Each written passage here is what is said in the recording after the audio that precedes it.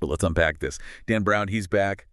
And, wow, the internet is Yeah, buzzing right. absolutely. 8 years is a long time. So this sixth Robert Langdon book, it's a big deal. Totally. The Secret of Secrets Yeah. dropped September 9th, 2025. And today, we're going to dive deep into it for you. Yeah, we've gone through the sources, the reviews, all of it. So you get the essentials, the plot, the new themes, and yeah, this really divided reaction it's getting. Basically a shortcut through all the noise. And what's really interesting beyond just the book itself is the conversation it sparked. Oh, yeah? Yeah, it says a lot about, popular fiction, its cultural role, how one author can still grab global attention after being away for so long. It's quite something. It really is. Okay, so let's get into the mystery itself. We've got Professor Robert Langdon, obviously, Harvard symbologist, back again. Our familiar hero. But this quest, it feels different. More personal, maybe. And it's not just ancient symbols this time around. He's like diving into something much bigger, more existential. Definitely. And a huge part of that is Catherine Solomon returning. You remember her from The Lost Symbol back in 2009? Right, a noetic scientist. Exactly. Noetic science, it's the study of consciousness, intuition, spiritual stuff, but through a scientific lens, kind of bridging science and spirituality. And her role now? Well, they've apparently been friends for decades, but the sources are clear. In this book, she's described as his love interest. Oh, okay. So that definitely adds a new layer. Personal stakes are way higher for Langdon. For sure. Emotional urgency, risk, it changes the dynamic. In Catherine's work, it sounds pretty radical based on what we've seen. It's not just a side plot, it's central. Absolutely central. Her theory is, well, it's revolutionary. She believes human consciousness isn't actually created by the brain. Not on the brain or the head. Nope, she thinks the brain is more like a receiver, picking up signals from this existing cloud of global consciousness. Wow. Okay, so consciousness is everywhere, permeating the universe. That's the idea. And her theory suggests it could give us insights into, what happens after death, maybe even help discern the future. Seriously, that's huge. It is. And her manuscript, the book she's about to publish on this, that becomes the thing everyone's after, the source of all the conflict, and why Langdon gets pulled into this whole mess. So it's not your typical Da Vinci Code style historical puzzle then? Not entirely. I mean, there are historical elements, but the core mystery is rooted in this frontier science. It really challenges fundamental ideas about life, death, existence. It feels very contemporary. And this all plays out in Prague.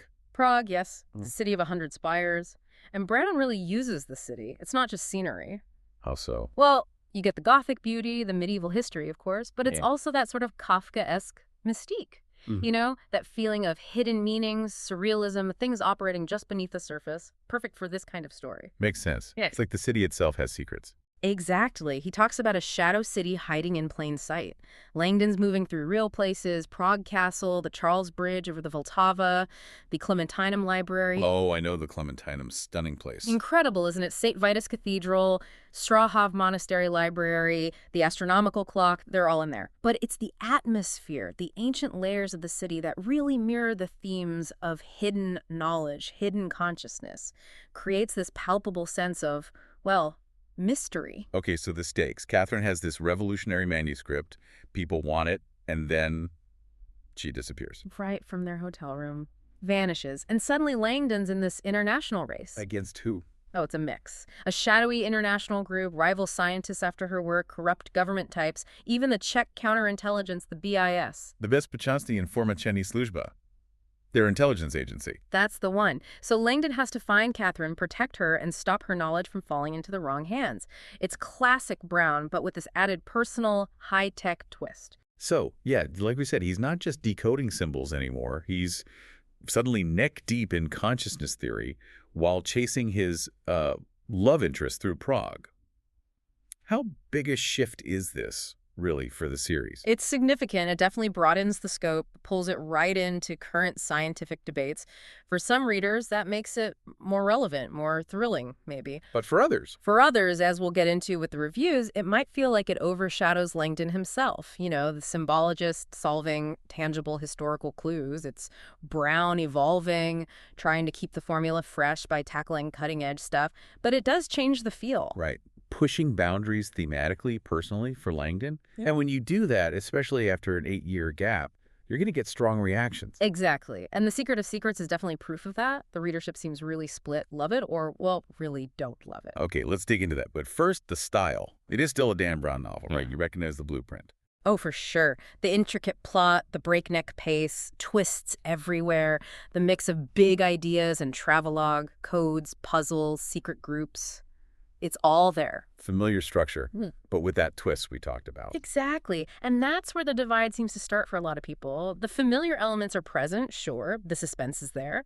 But for many, this deep dive into futuristic science, neuroscience, brain interfaces, noetics, it sometimes feels like it clashes with the old formula. Less a blend, more attention. Right, it really leans into things that sound almost sci-fi. You mentioned near-death experiences, out-of-body experiences. Yeah, things people might have heard of, but also more specific stuff like sudden savant syndrome. Where someone suddenly gets amazing skills after, like, a head injury. Right, or temporal lobe epilepsy, which can cause these intense spiritual feelings. And memory delusion, the brain creating false memories. It's a long way from just decoding symbols in old paintings. Although, I saw one reviewer point out he still has his Mickey Mouse watch and his old symbol dictionary. Huh. Yeah. Yes, classic Langdon touches, almost like comfort anchors for the reader, while Brown throws them into these really complex scientific ideas, right? His mind's on the future, but his wrist is stuck in the past. So it's a deliberate move exploring these contemporary scientific philosophical questions about the mind. Definitely. And speaking of unique elements, the antagonist, the golem. Ah, yes, the Golem of Prague legend. Exactly. Described as half human, half myth. Drawn right from the city's medieval Jewish folklore. The story being, Kabbalists, Jewish mystics, created a clay giant in the 16th century to protect the community. That's the core legend, but the golem often became uncontrollable, dangerous. So in the novel. It becomes this powerful metaphor for dangerous knowledge, suggesting that some creations, whether they're mystical like the golem or maybe technological scientific, can escape our control. It cleverly links the ancient folklore to modern anxieties about science. That's a smart connection. And then there's the more grounded political science angle, Project Threshold. Right. This fictional, covert consciousness research facility. But Brown grounds it by referencing real history. Specifically, the CIA's Stargate project. The remote viewing stuff. Trying to use psychics for intelligence. That was real. Oh, yeah, that was a real U.S. government program, ran for years. So Brown uses that real, slightly weird history to make Project Threshold feel more plausible. And that instantly brings up huge ethical questions, doesn't it? Weaponized consciousness research? It sounds chilling. It does, and that's Brown's technique, using these plausible historical anxieties like Stargate to make the fictional science feel uncomfortably real. It forces you to think about scientific ambition, national security, ethics, without being preachy. So pulling it all together, he's using his thriller framework, but he's aiming it at really fundamental questions about existence, consciousness, the future of humanity. Pretty much. Taking the formula, but pushing it beyond just historical secrets into these cutting-edge, sometimes controversial scientific and philosophical debates. What is consciousness? Can it be weaponized? Big stuff for a blockbuster novel. And clearly, that ambition, that blend, it's landed with readers in very different ways. So let's talk about this divided reaction. Fierce praise on one side, really sharp criticism on the other. It's genuinely striking. You rarely see such a polarized response. People either seem to find it thrilling and profound or, well, deeply flawed. Okay, let's start with the positive side. What are people loving? Well, lots of Goodreads reviews call it a real page-turner, astonishing. People saying the relentless pacing kept them hooked, finished it in a couple of days. Classic Brown speech. Exactly. And the New York Times actually called it a wistful testament to the power of the printed word. They liked the intricate plot and the fast-paced suspense. And what about the science aspect? Some people like that. Yeah, the bookish elf praised it as intellectually provocative and scientifically grounded. They felt it made complex ideas accessible, calling it educational entertainment.